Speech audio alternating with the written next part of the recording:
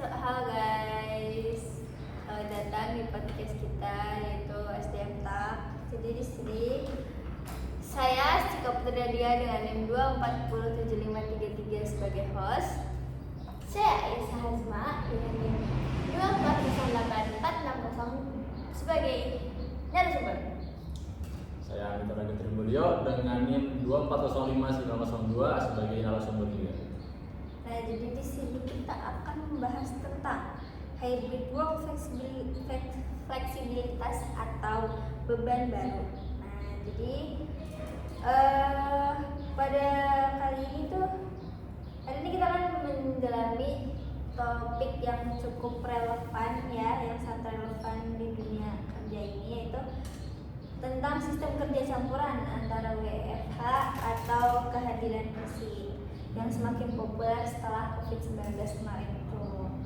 Jadi apakah fleksibilitas ini justru membuat kita lebih produktif atau malah menciptakan burnout karena jam kerja yang tidak jelas? Oke, kita langsung masuk aja segmen pertama ya guys. Itu apa itu hybrid work dan mengapa jadi tren? Nah, jadi sejak pandemi banyak perusahaan teknologi dan juga startup yang beralih kepada sistem hybrid ini.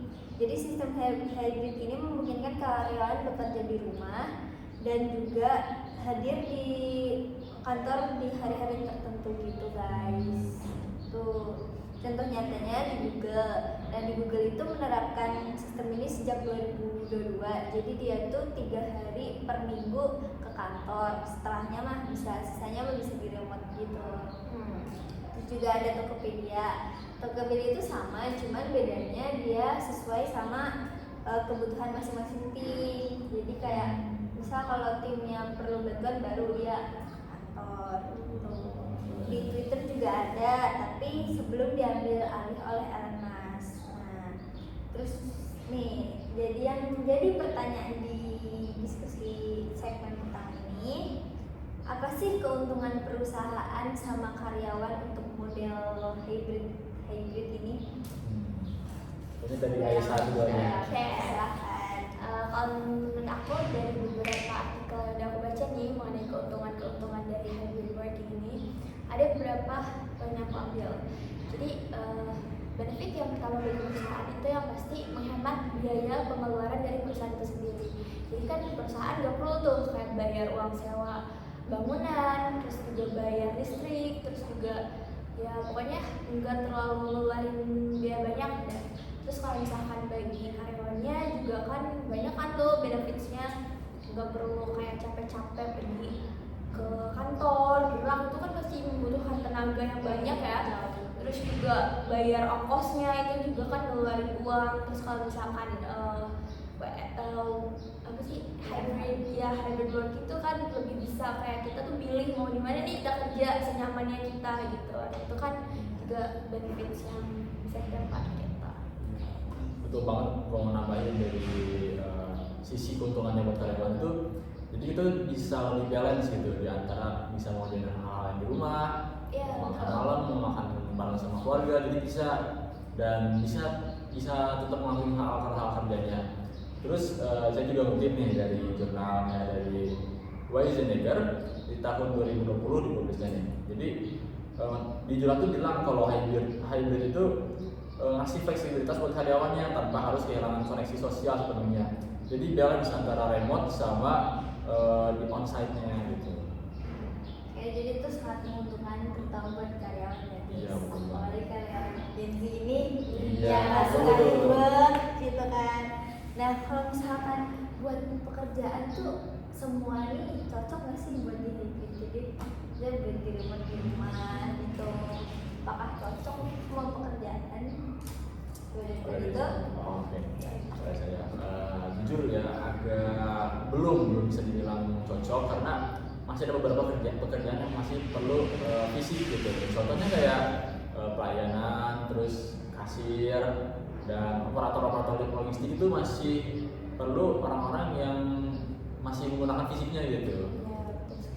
Ya, salah juga. Ada juga yang benar membutuhkan hybrid working, jadi kayak IT, terus desain grafis itu kan benar butuh banget ya untuk hybrid. Jadi ya itu tergantung pekerjaannya juga sih. Gitu. berarti nggak semua pekerjaan ya. Oke. Terus oke, segmen 1 cukup, jadi kita lanjut ke segmen 2 guys. Jadi apakah fleksibilitas sama dengan produktif? Nah, di situ banyak banget studi yang menyebutkan bahwa fleksibilitas itu meningkatkan kepuasan kerja. Tapi di sisi lain tuh nggak sedikit juga yang merasa jam kerjanya ini tidak berujung. Jadi kayak bisa sampai malam banget atau bahkan sampai pagi gitu, lembur terus. Nah, fakta menariknya tuh dari survei Microsoft Work itu tuh menunjukkan 50% dari pekerja global merasa digital overload. Nah, itu karena habit mereka yang membuat mereka selalu online, jadi kayak mantengin layar terus gitu. Terus itu buat berat gitu deh. Nah, terus di Indonesia juga kan beberapa pekerja kan ada yang udah jadi sedang senior gitu kan. Nah, itu kan agak ketinggalan teknologinya. Jadi gitu. Terus terus pada materi itu yang kita bahas tuh kayak apakah manajemen waktu buat habit ini lebih sulit atau gimana sih? Saya dulu. Silakan. Oke, saya dulu ya. Jujur sulit banget ya. Saya berpengalaman dengan ayah saya, dimana kalau hybrid ini kan berarti fleksibel kan. Nah, jadi kita mau ngerjain itu kapan aja, mau ngerjain kerjaan kapan aja. Bahkan meskipun di saat weekend, di saat makan malam, ayah saya tuh masih bekerja gitu. Jadi dibilang bahwa manajemen waktunya masih sulit, ya masih sulit banget. Segitu aja dari saya. Ya karena kan fleksibel ya kalau hybrid working itu, jadi kita tuh bisa ngaret gitu. Yang tadinya misalkan saya sebagai karyawan mau niat bekerja itu di jam 9 pagi. Nah cuman karena banyak distract banyak hal tuh jadi mulur waktunya tuh, jadi saya malah bekerjanya tuh malam, dan itu ya bikin tadi sampai malam banget itu bisa bekerjanya, iya gadang gitu. Jadi ya tergantung manajemen waktu kita sendiri sih. Tapi emang sulit ya, apalagi kalau ditunda-tunda itu pasti nunggu. Iya, itu yang bikin berat banget sih itu. Terus kalau menurut kalian tuh gimana cara perusahaan tuh biar menetapkan batasan kerja seperti lingkungan hidup gitu? Ada tips-tips atau ada pengalaman? Kalau tadi kan saya nggak boleh pertama nih. Yang paling penting sih pasti peraturan dari perusahaan itu sendiri. Misalkan jangan membahas pekerjaan lebih dari jam 5 sore. Itu kan pasti penting banget kan. Jadi karyawan tuh hari-harinya tuh masih ada time break gitu, time untuk beristirahat gitu. Ya pokoknya dari perusahaannya tuh jangan terlalu nge-push ke karyawan, terlalu inilah gitu ya, terlalu pressure gitu. Iya, benar banget sih, setuju sama apa yang dibilang sama Aisyah. Jadi harusnya perusahaan tuh ngasih jam kerjanya. Misalnya kalau udah dari jam kerja udah nggak usah bahas pekerjaan gitu. Jadi udah beres, udah ada kerjaan yang harus diselesaikan. Itu sih, setuju sama Aisyah sendiri. Itu sangat harus banget ya perusahaan tuh batasin itu semua karena buat kesehatan karyawan juga. Iya, sama kan kebetulan punya keluarga di rumah ya. Iya, teman-teman. Apa? Ya gitu. Ngomong soal itu, berarti ngomong masuk ke burnout dan mental health ya. Iya. Ya. Jadi kayak burnout itu sebenarnya nggak hanya buat karena beban kerja doang kan, tapi sistem hybrid nih sumber burnout tuh. Jadi sistem hybrid ini sumber burnout dari isolasi sosial tuh. Jadi komunikasinya yang gak jelas kan kalau misalnya kita hybrid di rumah aja tuh. Ya harus nggak ketemu orang-orang kan jenuh, bosan banget. Terus juga kurangnya waktu istirahat karena tadi kerjaan numpuk gitu. Terus juga tanda-tanda burnout itu sangat sulit lepas ya dari pekerjaan. Walau jam kerja udah selesai nih, kadang kalau misalnya kita ngecek lagi terus kayak ada yang kurang, pasti kayak langsung hubungin tim kan, langsung kayak aduh ini kurang nih, jadi kepikiran lagi gitu. Itu sangat-sangat lelah secara emosional dan juga mental kan. Itu sangat benar-benar stres. Nah dari burnout itu tuh apa sih peran HRD untuk mengatasi itu semua gitu? Kalian nih. Apa tuh Tok? Ya, kalau menurut saya nih ya, ranah HR itu kan banyak nih, biar ngurusin gaji doang, atau ngurusin yang kayak gitu-gitu. Termasuk lah kayak ngurusin kesehatan mentalnya karyawan. Iya. Jadi ya harusnya HR juga bikin program gitu buat konseling biar mereka bisa ngobrol langsung secara sama HR, terus bikin survei kepuasan. Jadi gimana sih karyawan-karyawan puas juga sama kerjaannya, dan misalnya bikin acara-acara bonding, acara keluar atau acara gimana bikin game di Zoom dan ngobrol. Iya bisa kayak gitu. Ngopi-ngopi. Iya bisa, soalnya penting banget gitu masalah mentalitas Iya karyawan. sih, benar. Bener banget. Ada dari Ayes?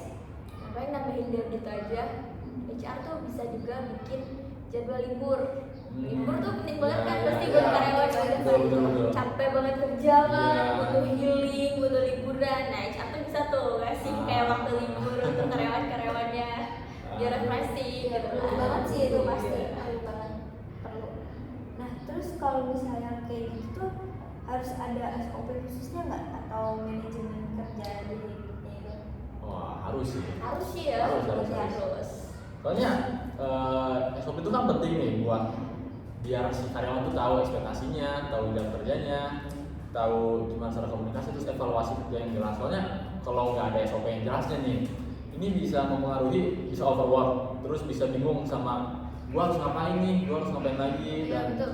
SOP juga bisa menjaga keadilan, bisa misalnya adil yang di rumah sama yang di kantor tuh bisa adil. Ya, biar balance ya. Ya, biar Terus balance. tahu batasan-batasan kapan-kapan Iya, betul banget. Jadwalnya teratur Nah, juga iya. biar teratur. Betul. Karena kan kalau hybrid working ini tuh kan fleksibel, jadi kalau misalkan nggak ada patokannya harus gimana tuh pasti gak akan beraturan. Ya.